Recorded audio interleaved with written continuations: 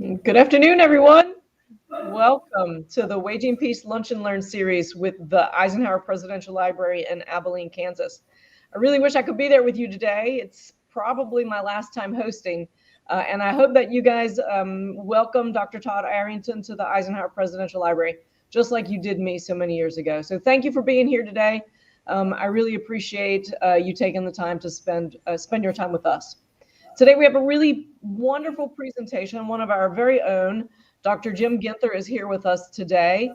He is currently our Supervisory Archivist at the Eisenhower Presidential Library. He came to us in 2021 after nearly 20 years with the Marine Corps Historical Division in Quantico, Virginia. He was their lead archivist there as well. He's made numerous presentations in the archival field. Stellarly, we need to point out that he worked with the Society of American Archivists as well. That's a big deal in the archives field.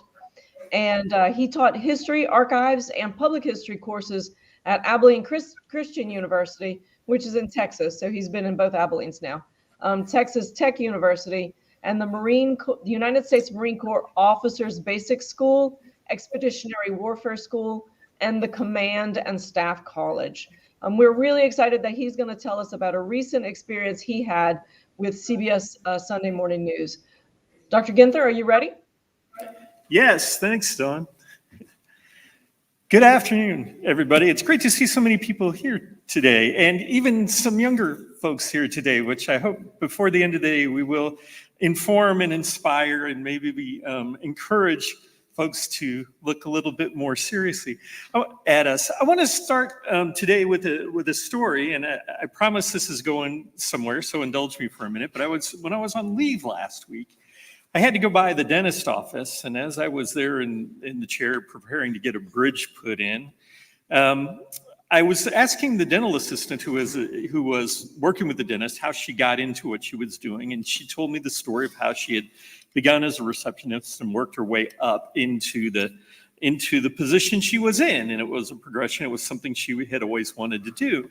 And courteously and friendly enough, she turned to me and said, "So what do you do?" And I said, "Well, I am the supervisory archivist for the Eisenhower Library in Abilene, Kansas, which means I have the responsibility for caring for and providing access to the papers and the records of the 34th President of the United States." And she said, "Oh, that's interesting. I've never heard of anybody doing that before." I hope they forgive me that after 25 years or so of doing this, I'm still a little bit hurt that we have not made any more progress in informing the world about what it is we do. So that's part of why we have developed the program for today. We had the opportunity in May to help out CBS News and the Sunday Morning program with doing a story that they wanted to do on D-Day for the 80th anniversary. And so what I want to do today is sort of walk us through the process of how we help put that story together and the role that the archive played in pulling that story together. And really, I've got three objectives. If we get close to this, I think we'll have had a successful day. The first thing that I want to do is to try to answer, at least in part, that question of what do archivists do all day, right? That my friend, the dental assistant, was asking me, never heard of what we do. So I want to take you behind the curtain and give you a little bit of a look at what archivists do. And I want to try to demystify the research process a little bit. It saddens me some that we don't have more people coming in and using the stuff that we have every day. We get scholars, we get presidential folks, we get people working on historical projects. But the fact of the matter is that there is a lot of material within the 30 million pages inside these walls that would be relevant to things that are going on with folks every day. And I'm hoping maybe if we demystify that a little bit, we can encourage some of you to come visit us and do some of the research that you would like to do, answer some of the questions that you have. And then finally, I hope to encourage exactly that, that you will come in, that you will stop by and see us, and that you will let us help you tell stories that are relevant to you. So our journey in this creating the story for CBS News really begins with an iconic photo. It's probably one that you have seen many times before. It is the photo of General Eisenhower on the 5th of June, 1944. One of the last stops he made on that day was to pay a visit to the 101st Airborne Division before they boarded planes and parachuted into France. And one of the things that I love about this photo is it becomes iconic, I think, for a couple of reasons. One of them is that it invites us in. It practically begs us to ask questions of it. And when you combine that with the context of this being on the eve of the most significant amphibious operation ever conducted in the history of warfare, the photo takes on an iconic status that makes it kind of irresistible. And I think that's why people maintain the interest in it. You'll see it all over this building. You'll see it at the selfie station out front by the door. And it's a reason why people are drawn to it. So one of the things that they wanted to do was to delve into this photograph and to find out what the story was behind what's going on here. And that's where we're going to go today. So to get us started, I'm going to ask Samantha if she will run that story that CBS News did the weekend after D-Day this past June. Eve of battle, General Dwight Eisenhower spent the remaining hours of daylight with the paratroopers who were about to jump behind German lines into occupied France. A single moment captured by an Army photographer became the most enduring image of America's greatest military operation. It's one of those images that just causes you to pause. There's clearly something going on, there's conversation, but we don't know what it is, and it invites us in. James Ginther is the archivist of the Eisenhower Library in Abilene, Kansas, where a cutout of the famous photo has been turned into a selfie station. What makes this picture so iconic is that it perfectly captures all that was at stake on D-Day. The burden of command, the lives, and the balance. And the more you learn about this picture, the more perfect it becomes. Why did he think it was important to visit the troops? Because wars aren't won by armies, they're won by individual soldiers. And he knew the value of that. I was very young. It was my 22nd birthday. Wallace Strobel, the soldier in the helmet, has since passed away, but he recalled his brief encounter with Eisenhower in a 1994 interview with CBS News. We were really ready to go. We were all set. We had everything loaded. And someone came running down the street and said, "Eisenhower's here." Well, everybody kind of said, so what? We have more important things. Nobody snapped to attention or fell into formation.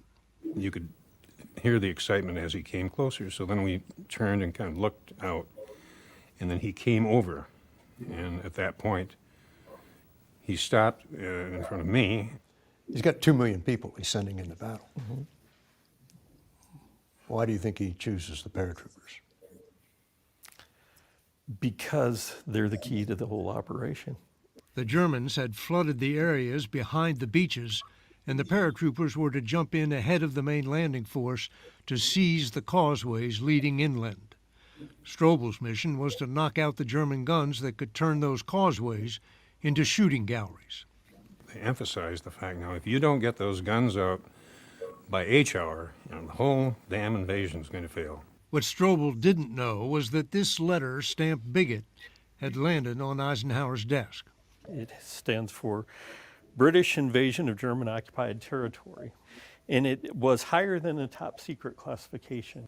Air Marshal Trafford Lee Mallory, the officer in charge of the airdrops, wrote, "I am very unhappy about the U.S. airborne operations as now planned," and warned half the 13,000 paratroopers could be lost. In a 1964 interview with Walter Cronkite, Eisenhower recalled what Lee Mallory told him. He was so sure we were making a bad error that about a day or two before the attack, he came to see me down in my camp down here.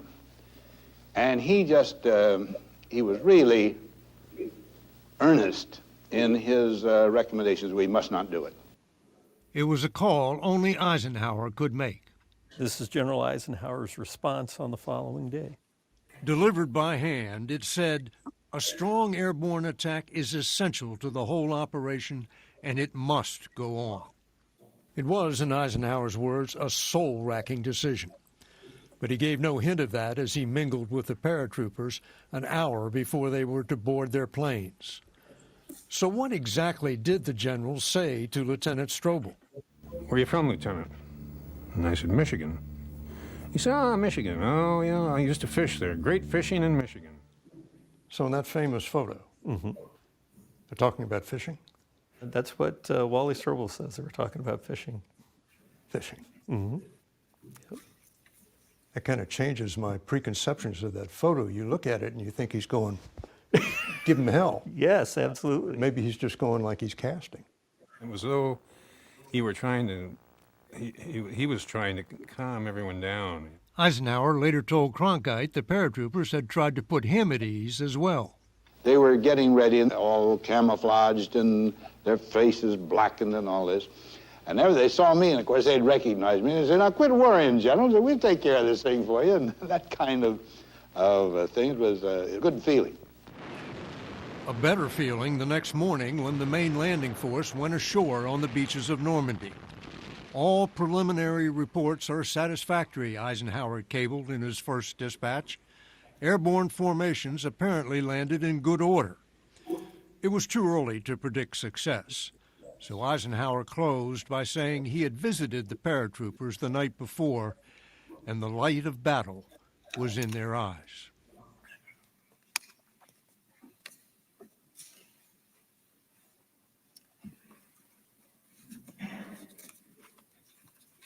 I'm pretty happy with it.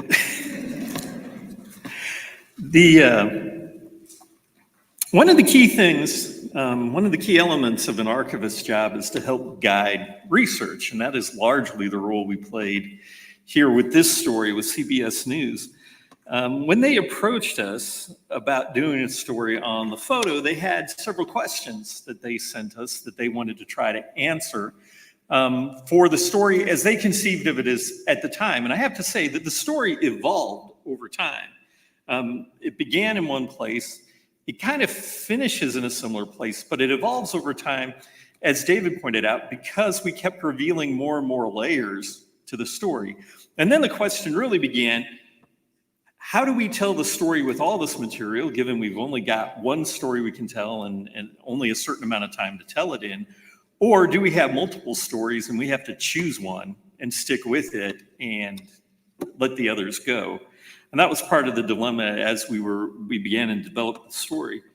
But in the beginning, there were some things that they wanted to know. They wanted to know about General Eisenhower's state of mind during that visit to the 101st Airborne that day.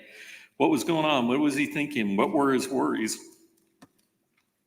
And why did he make that visit? There are hundreds of units scattered all over the south of England. Why pick the 101st rather than some other unit to visit on the eve of D-Day? There were even hundreds of units that were going to make that initial assault. Why choose the 101st?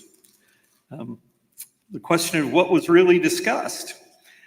There have been various stories. People have interpreted that photo different ways. David mentions in the interview a couple of times, you look at that and you think maybe Ike's giving last minute instructions about what the paratroopers need to do when they get into France, or maybe he's disciplining somebody or fishing. We've heard that's what it's about, but nobody knew for sure. And then if it is about fishing, are most people surprised to find out that that's what it's about? I can tell kind of by your reactions that it's the same as most, that yes, they are surprised to find out that that's what the photo is about. So we had a challenge in front of us to try to answer those questions in a way that would make an interesting enough piece to run on CBS Sunday Morning. So how do we begin? Where do you go with something like this when you're trying to pin down what's going on in a photograph, right? And generally a photograph, other than maybe the caption on the back, doesn't have any words attached to it. There's no narrative. There's nothing that necessarily says what's going on. So how do you begin? One of the ways you can do that is to think about a photograph like a document. It can be used as evidence of what's going on, just like a narrative document can, or any other piece of historical information. And so we begin with the photograph itself. What could it tell us? Well, it tells us that General Eisenhower is present. It tells us that Wallace Strobel is present. It tells us we're at an encampment of the 101st Airborne. The caption on the back tells us that it's on the eve of D-Day and gives us the names of some of the soldiers who are there in the photograph. And so we began to gather what we could from the photograph and then began to ask questions of that, right? But there was also something about the photograph, and that is it portrays a very somber mood, a very serious situation. Mentioned Eisenhower looks like he might be given last-minute instructions, that he might be concerned, that he might be emphasizing a point that he wants to get across to the airborne troops.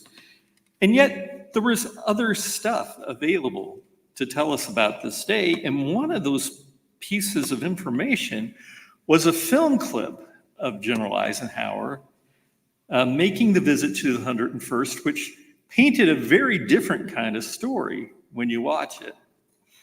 And if I can have Samantha run that, I'll give you a look at that.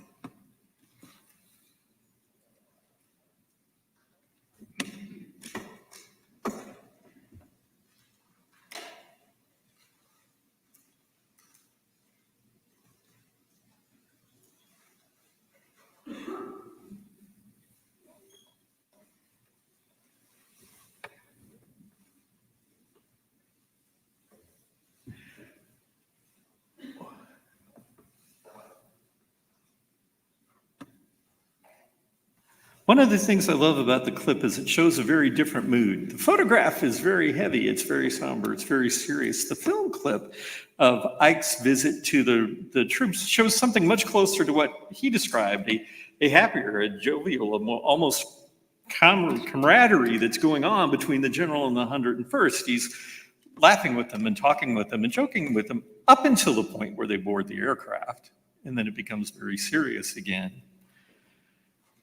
So maybe the photograph isn't telling us everything we need to know about what's going on in this moment.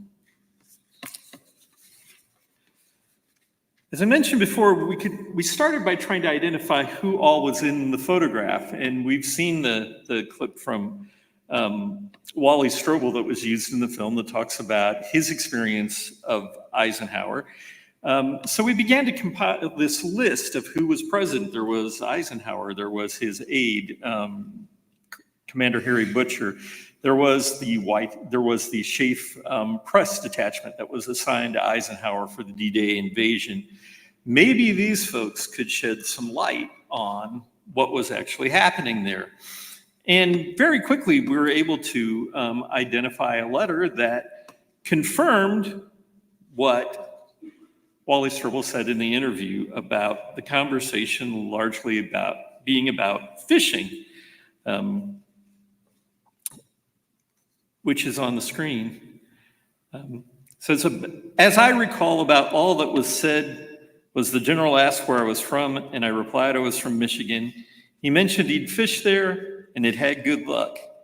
He was very relaxed and seemed to be really interested and concerned about the troops, which is what comes out in the film clip. There was no doubt about the fact that that he was a general and in charge of a tremendous operation. At the same time, his attitude was warm and sincere.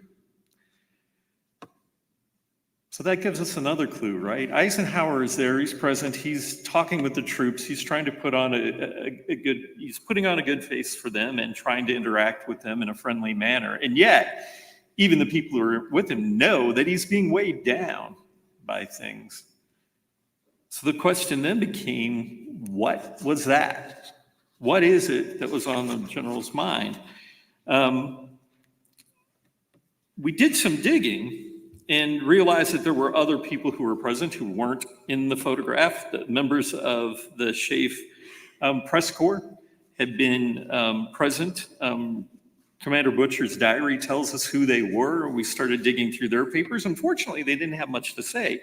The one comment that did come out of that search was out from Commander Butcher himself, who said that he had never seen Ike appear so friendly with the troops at the time. And that was a surprise to him, although he admitted he had not been on many inspection tours with Ike.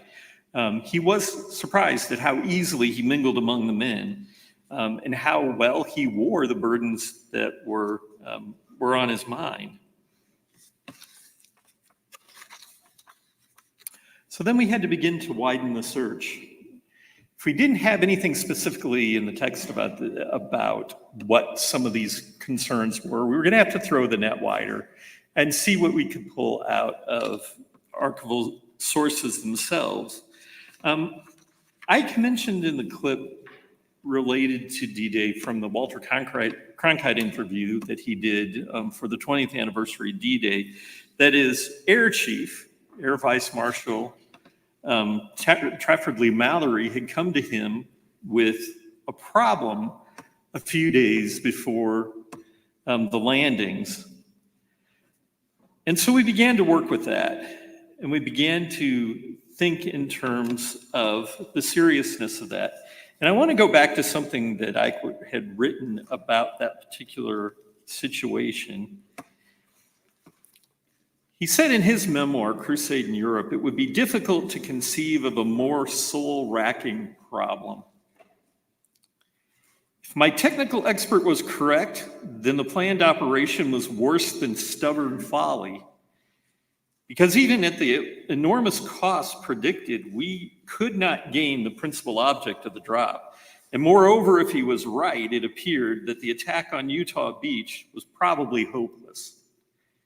And if this meant that the whole operation suddenly acquired a degree of risk, even foolhardiness, that presaged a gigantic failure, possibly Allied defeat in Europe. So we began to look for whether or not there was any evidence of that conversation between Ike and Leigh-Mallory. And we began to pull materials from the archive and began to lay them out. And I think Samantha's got a picture where we can show we began looking at different things. We began looking at Ike's correspondence. We had some correspondence from Eisenhower and Leigh-Mallory. We had other photographs. We had other documents, cables to Marshall telling us what was going on in this time frame. And we began to dig into what was causing this concern for both Leigh-Mallory and Eisenhower.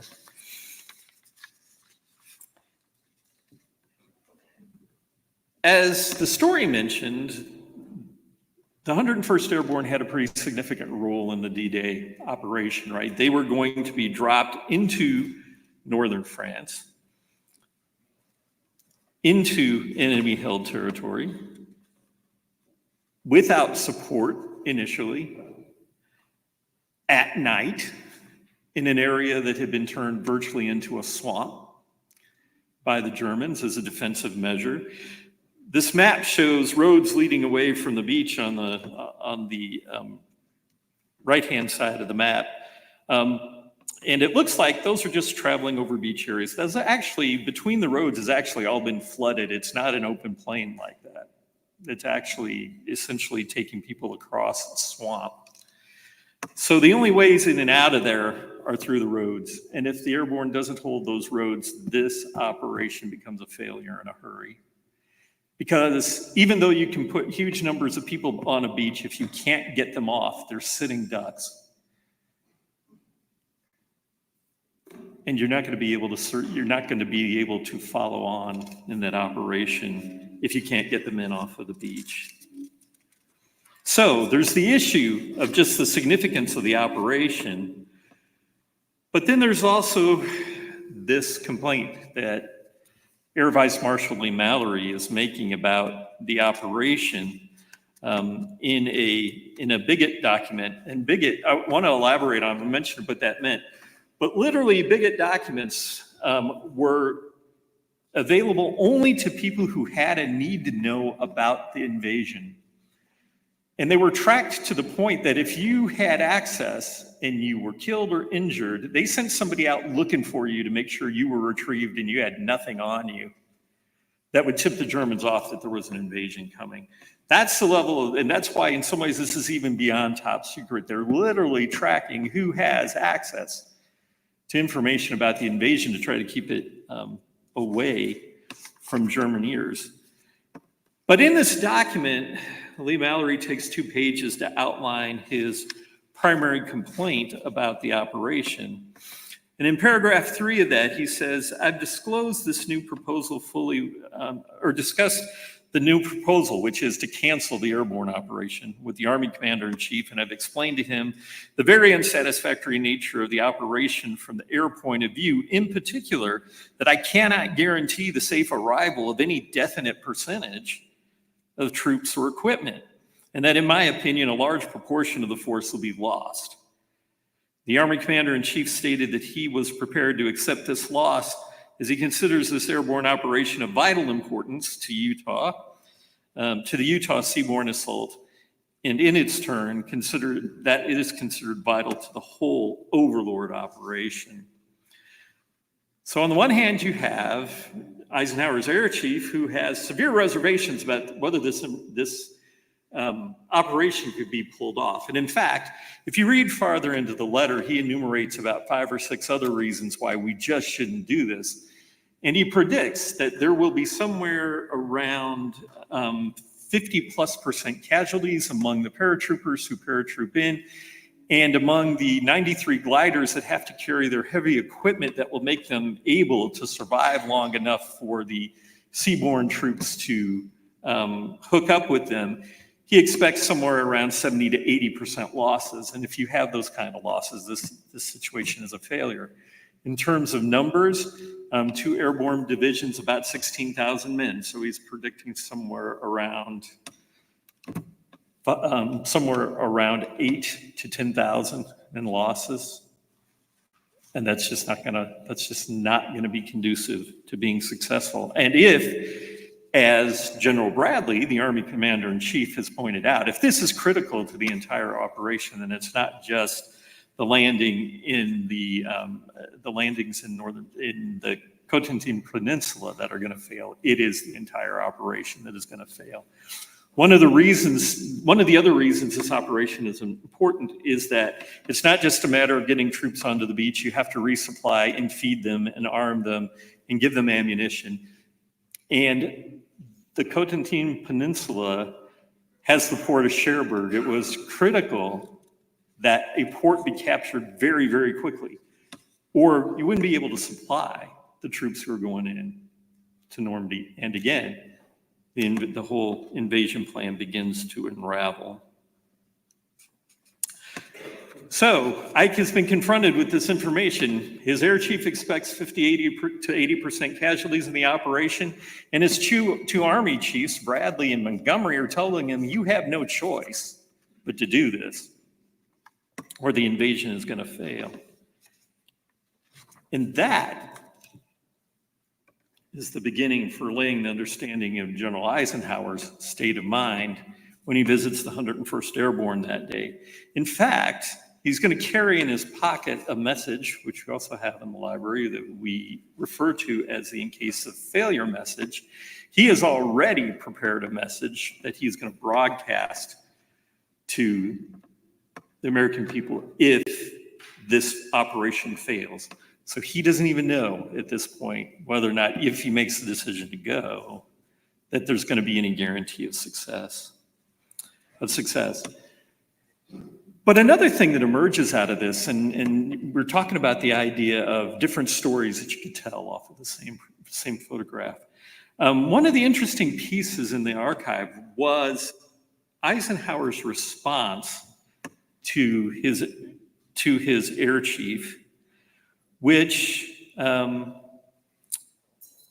is one of the greatest examples of personal leadership during the war.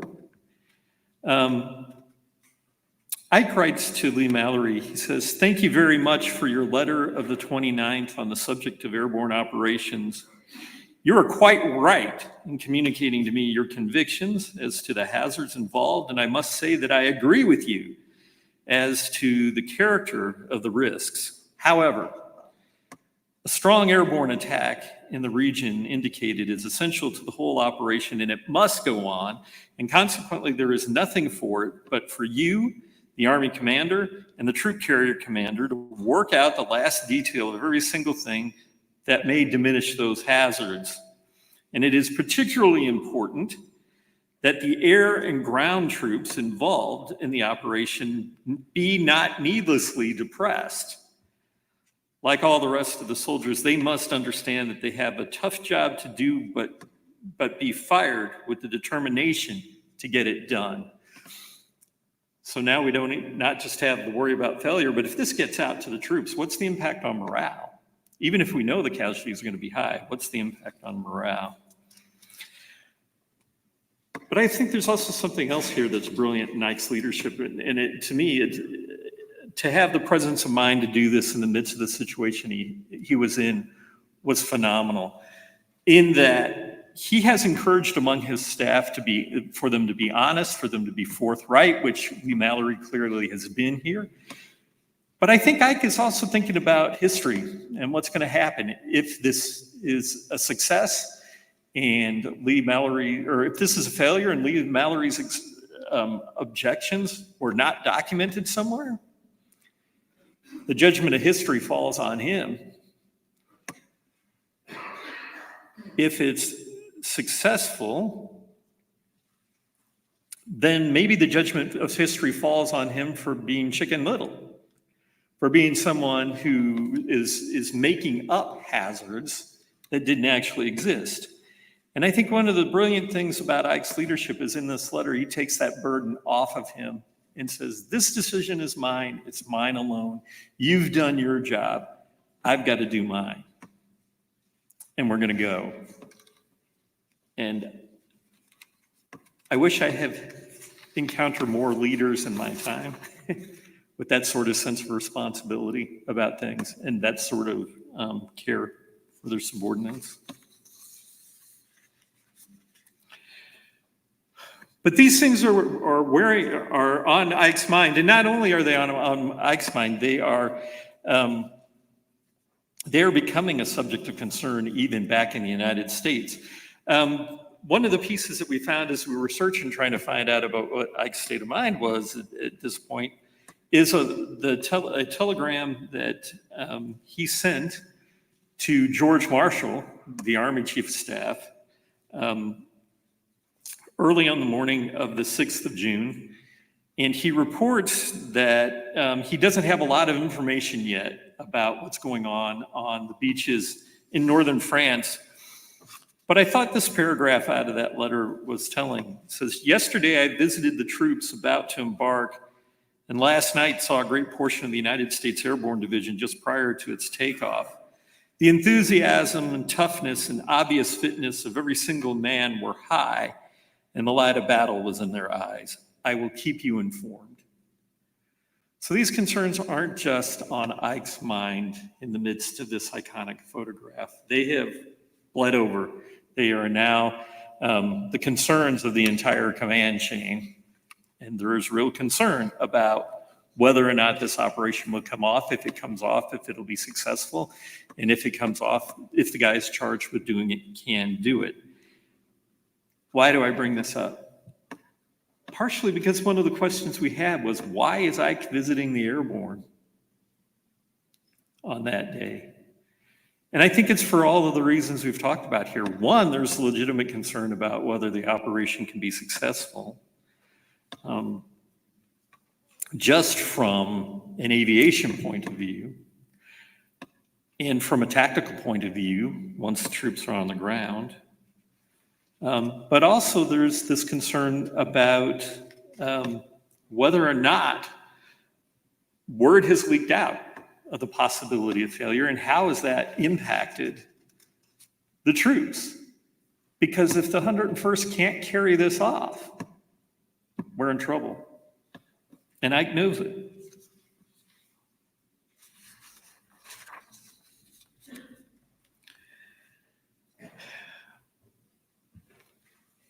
Well, as Paul Harvey might have said, y'all know the rest of the story. The landing does come off, and it comes off successfully. And Lee Mallory is proven wrong in his estimates. The airborne land, they seize the beaches, the follow-up landings on the other Normandy beaches are successful, and within a matter of hours, a successful lodgment is made, and within a matter of weeks, a easily defensible beachhead and landing point is secured to follow through on operations in Europe. I mentioned Ike as a leader a few minutes ago, but I also don't want to sell short his Air Chief, Air Vice Marshal Lee Mallory. I thought Ike's actions in handling Lee Mallory and his objections were exemplary in terms of leadership. But you don't see this very often either. And in the papers that we had of the conversations that they were having, on the 7th of June, Air Vice Marshal Trafford Lee Mallory writes back to Eisenhower, "Dear Supreme Commander, it is sometimes difficult in this life to admit that one was wrong, but I have never had greater pleasure than in doing so on this occasion over the operation of the American Airborne Forces." So here again, he's accepting responsibility, but also apologizing. The beginning, further into the letter, or earlier in his original objection letter, he apologizes. I said, I don't want to increase your level of anxiety in what's going on here, but here's my honest observations. After it all turns out better than anybody hoped, rather than the 50 to 80% casualties among the airborne, the casualties were actually about 10%. They were amazingly low. But for Lee Mallory to go back and say, "Boss, I was wrong," and you need to hear that from me. I did what I thought I had to do, but I was wrong, and I've never been happier in my life to have been wrong than in what I told you about the potential for the airborne operation.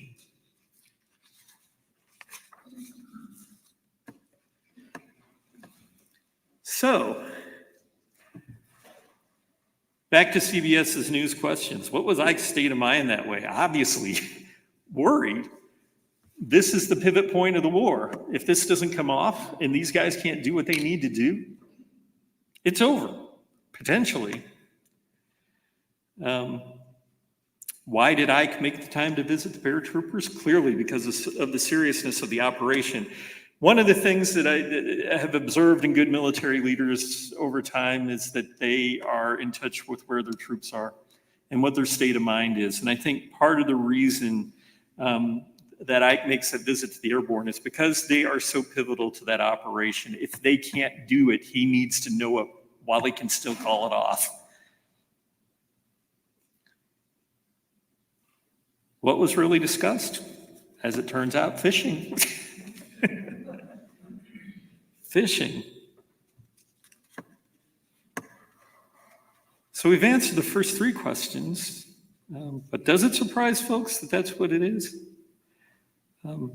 And maybe in a more important question, and I think it does surprise folks, but maybe the more important question that we never got around to is, why are they talking about fishing the night before the kickoff of the greatest amphibious operation that's ever been attempted?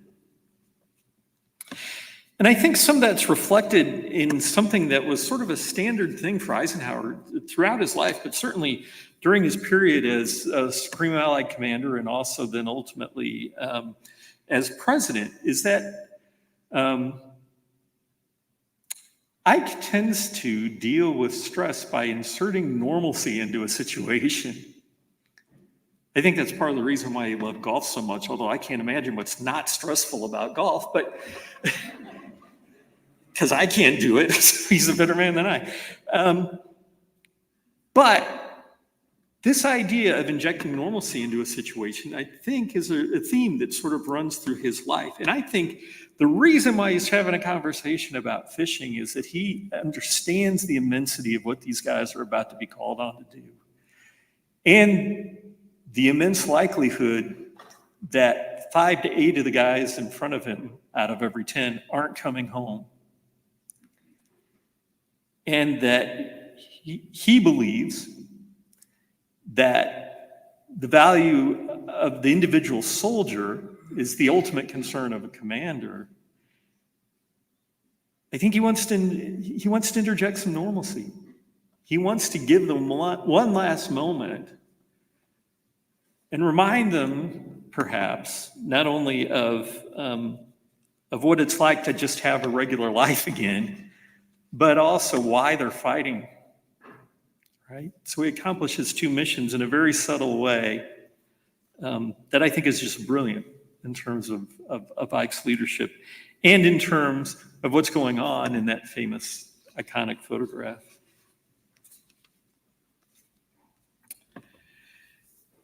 That's the story we told, and we didn't tell it as fully as I just did. Clearly, we had 5 minutes. The original piece was supposed to be 10 minutes, and I don't know how much of it ended up on the cutting room floor. One of the things that did end up on the cutting room floor, which I loved watching David do when we were doing the story, is in this picture of David and one of our young people from the community talking in front of the selfie stand. They did a lot of interviews asking youngsters what Ike meant to them and what they thought the picture meant to them. I wish we could have used more of that in the story. And I bring that up to say that from this single photograph, not only did the story we told emerge, and the story I've just told in a lot more detail emerge, but there are a number of different ways we could have gone. We could have told the story about leadership, which is honestly was the one that I thought we should tell. We could have talked about planning. We could have talked about individual bravery. We could have talked about combat. One of the things that they had originally planned to do with the story, and I don't know whether or not they did, that may have just ended on the cutting room floor, is they were going to talk to Wallace Strobel's family and talk about how that had impacted him through the rest of his life and how it had impacted them in their lives. So we could have told a story about family.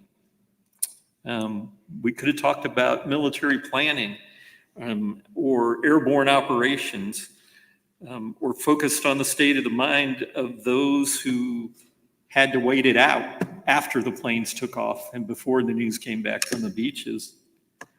And there still would have been more stories to tell.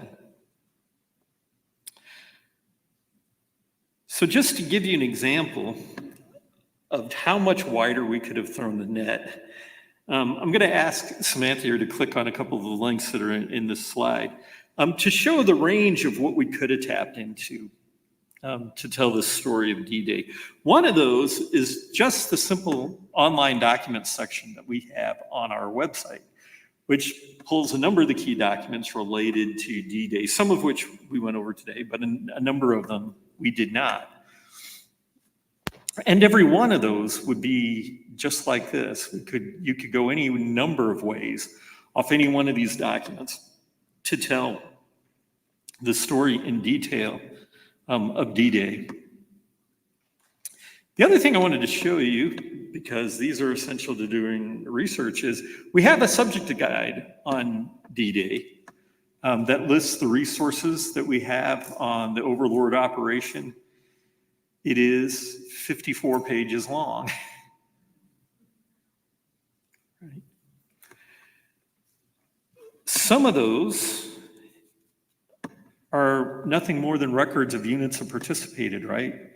So while you may not feel a connection to Wallace Strobel, or you may not feel a connection to General Eisenhower, the greatness of Supreme Allied commanders, or the momentous events of landing and taking a beach away from an enemy that holds it in strength, I'm willing to wager that some of you had relatives who were there.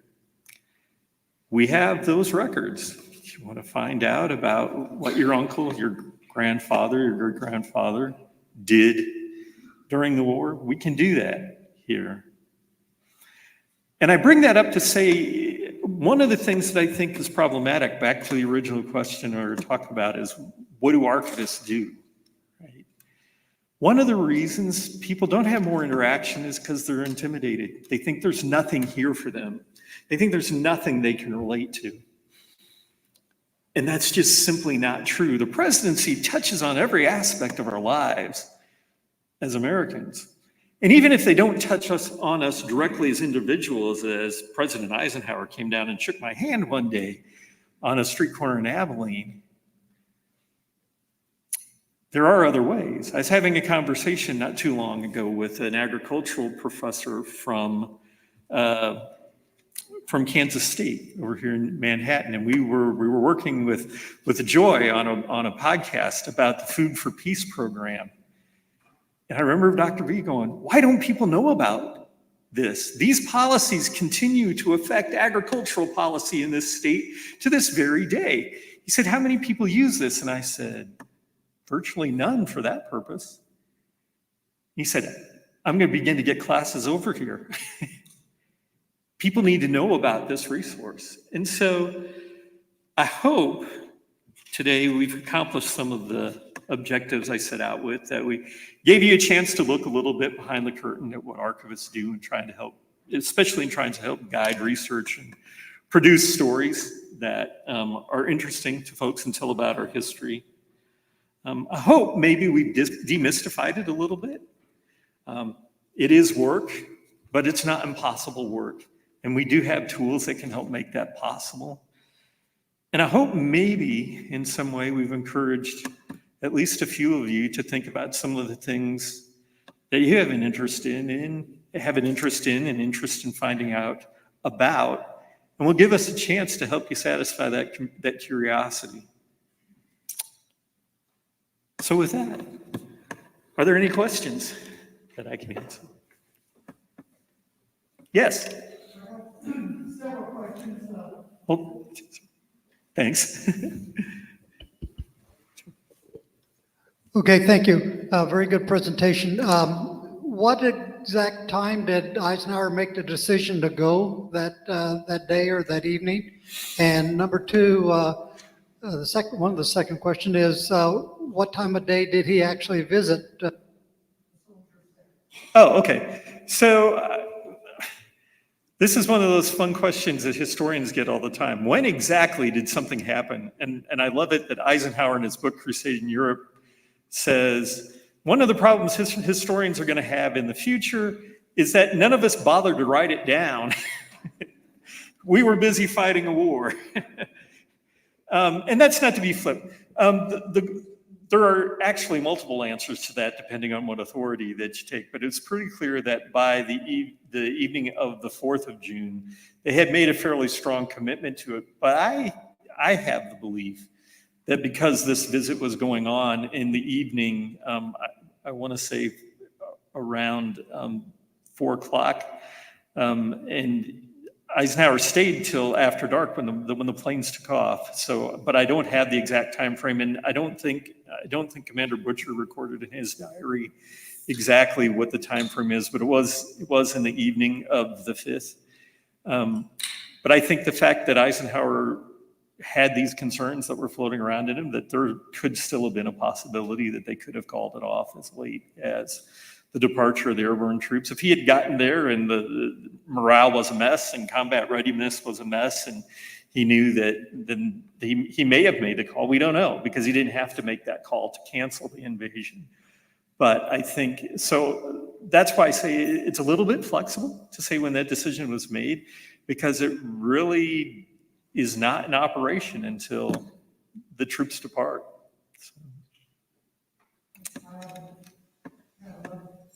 Yep.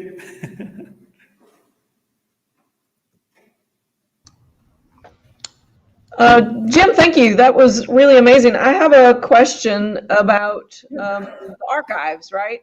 We Okay. can have a conversation about the Presidential Records Act and Eisenhower being before the Presidential Records Act, but Could you specifically tell us how the library became the keeper of the in case of failure message? Oh,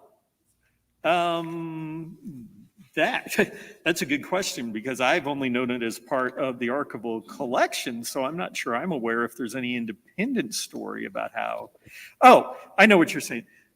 The in case of failure message, sorry about that, I had to think a minute. The in case of failure message was actually almost lost. If you're not familiar with this message, you can see it on the website on the online documents page. But the message itself was written by Eisenhower the day before. Commander Butcher mentions that Ike was carrying it in his pocket when he made his tours on the evening of June 5th, and then. The best we can tell, Eisenhower carried it with him through the next couple of days and then threw it away as being unnecessary. And it was retrieved from the waste and preserved by Commander Butcher and then given back to Eisenhower, I think a couple of months later. But we almost lost that message. And it's a pretty impressive message in that it reports that as it's written out, and I wish I haven't committed it to memory yet, I really should. It essentially says, our landings in Normandy have failed. I've pulled the troops off the beach. The troops have done everything that bravery and planning could have asked of them. They have done their duty, and I'm bringing them home. And if there is any blame that attaches to this failure, it is mine alone. So he was accepting the responsibility, good or bad, however it turned out. Turns out he didn't need the message. And in fact, he was a little distracted when he wrote it, because if you look at the bottom of it, he's dated it July 5th, not June 5th. So I'm hoping he wasn't thinking we were going to need it a month in advance. But yeah, and that was, to me, that's one of the most visited objects in the collection. It is one that students coming here studying leadership want to see. And we almost lost it because somebody didn't think it was important enough to hang on to. And that's another part of my job, right? To go into people's attics and go, you really don't want to get rid of that. In fact, you want to give it to me. Because that's historically significant. So, but yeah, that was almost gone. We have another question in the room. Okay, two questions. On the photograph, the soldier is wearing a number large 23. Yep. What's that in reference to? And second question would be on the Abilene Tourism website this morning, newsletter, they stated that there's going to be a film made about Eisenhower during the 2 or 3 days prior to D-Day. Has anybody contacted the library here for information, director, producer, anything? So let me back up. Forgive me. The first question was, the number 23. Okay, so the number 23 related to the boarding number of the planes, and it was worn by the platoon leaders in the Airborne as a rallying point thing. In fact, if you want to see that, all that uniform, the number 23 of the whole thing is over here in the museum under the care of Williams folks, and is on exhibit all the time, including that placard. As far as the film with Brendan Fraser, I only learned about it like everybody else did through social media. And other than knowing that Brendan Fraser is in it, I don't know anything at all about it. We have not been contacted, but that doesn't mean we won't be. In my past life with the Marine Corps Archives at Quantico, we worked on a number of those kind of projects in cooperation with Hollywood producers and documentary producers and things like that. So I hope maybe if they feel like they have a gap in their information, they'll contact us, but I have not heard anything from them yet. Yes, sir. Very quick question. Yeah. We've all heard this place referred to as Omaha Beach. Uh-huh. Omaha Beach, Omaha Beach. You referred to it as Utah Beach. Can you clarify that, please? Sure. There were designations. The beach landings in Normandy were actually scattered over five beaches. Yes, thank you. I have to think about it a minute. 5 beaches. 3 of them were American. 2 of them were British. Actually, one was British. One was kind of British Canadian. And the beaches were given code names. So Utah was the one that was farthest east, and on the Cotentin Peninsula. Omaha, as it turned out, was right in the middle of the main resistance that the Germans were moving into the area. Juneau, Sword, and Gold were farther to the west as you move toward Calais, and were the beaches that the British and Canadians were going to take. So each one of those landing sites had a code name. I think it's one of the things that came to me about this story, which was interesting, is that you're right. So much of what you see is about Omaha, because the fighting there is so bloody and so fierce. And most of us have seen those scenes from Saving Private Ryan, which don't even do the reality justice. But that was the scene of the heaviest fighting. But it became pretty clear to me that, at least from the Allied command point of view, it was Utah that they considered to be the one that they absolutely couldn't lose, because it was the key to seizing the ports on the peninsula to give them resupply. So I am sad, really, that the 4th Division's work there is not more widely documented. The 101st is shown up in movies about D-Day, and usually no farther than getting a paratrooper hung up on the church steeple in St. Mary Glees, but it is, huh? And it's from what I could tell from the documentation we have, it quite possibly was Utah they considered the more important. You're welcome. We have a question right here. Yeah. I'm trying to imagine the clerks. They would have been young men with typewriters on their laps or maybe on a table. Nothing gets said about, I'm looking at all of those reams and reams of paper. What if the typewriter ran out of tape? What if they ran out of paper? How was this all accomplished, and how come they don't get more recognition? Okay. Thank you for that question, because it is an amazing operation, right? And one of the questions I have to answer most frequently, especially in an era now where people want us to send them copies or make digital scans of things and send it out to them because for whatever reasons they can't physically come here, is that the best copy you have? No, it's not a copy. That's the original, and the typewriter ribbons was terrible. There was a point. There has been a point during World War II, and there has been in subsequent, where typewriter ribbon actually became sort of a war necessary product, and it was sort of rationed out. They tried to reuse them. They tried to do the best they could. But you're right. You got to remember, and I think that's one of the things that's fascinating about D-Day. This immense thing is being planned by guys who don't have computers. They barely have radar. There's no GPS. There's no GIS. There's no technology the way we would think of modern warfare to support this, including the clerical function. One of the things that we have had under discussion for a while now is an exhibit on how the White House works, because it wasn't just the Army, the government as a whole functioned just like you're talking about. The White House alone had an army of about 50, 60 people who did nothing but type, file, retrieve, move paper around. Give you an example of how that works. I was reading about an exchange after Eisenhower met with the British and French at the Bermuda Conference in 1953. And Eisenhower and Churchill had a meeting. It didn't set any policy. It was just an informal discussion. And after Churchill got back to London, he asked if he could have a copy of the meeting minutes from that meeting. It took the touches of, I want to say, 12 people and 26 different pieces of paper to move a copy of the meeting notes from Washington to London. And this is all being done by hand, and it's all being done through files. And the crazy part about it is you can actually track that through the files. The records are that detailed. So you have an army of people who are just filing things, not well beyond producing them. And yeah, I would love to maybe one day do a presentation on just the structure in the White House that dealt with the clerical side of.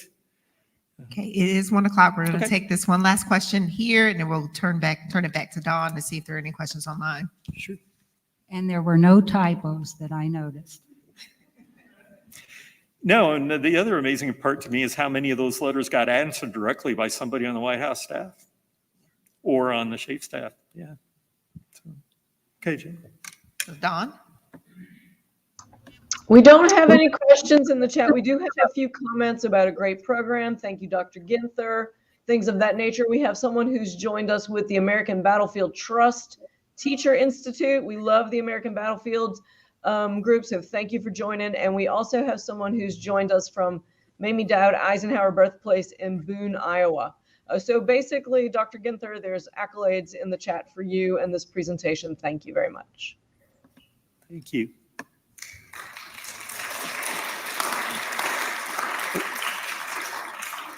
I accidentally Well, thank you overlooked. all for being here. I appreciate it. It's been fun. It's, to have a chance to visit. So. I'll do the closing. I accidentally overlooked our friend from the Truman Library in the chat. So Truman Library volunteer, thanks for being part of our family as well. I want to tell you guys about our next Lunch and Learn. It'll be on August 22nd. Dr. Jared Pack from York University in Nebraska will talk to us about bilateral agreements. Of course, all of our public programs are made possible by the Eisenhower Foundation and the Jeffcoat Memorial Foundation, and we're very grateful for the support from these groups. If you're not a friend of the Eisenhower Foundation, I highly recommend you join very quickly. Thank you very much. Also, if you would like to get more information about our upcoming programs, join our email list from our website. There's a little blue button right there. It's easy peasy. And I think that is the end of our show for today. Oh my gosh, don't make me cry. Today's my last day. Thank you. Before we go, really quick, Dawn, I just want to say, as to everyone in the room, as Dawn mentioned, this is likely her last time hosting a program for us. We want to publicly thank you, Dawn, for everything that you have done for the Eisenhower Presidential Library and Museum. Your hard work is much appreciated. I want to personally thank you for your support and guidance for our public programs. You are missed, but we wish you luck with your new journey, and we're here if you need us. So thank you. Thank you. And thank you to all of you. Have a great afternoon.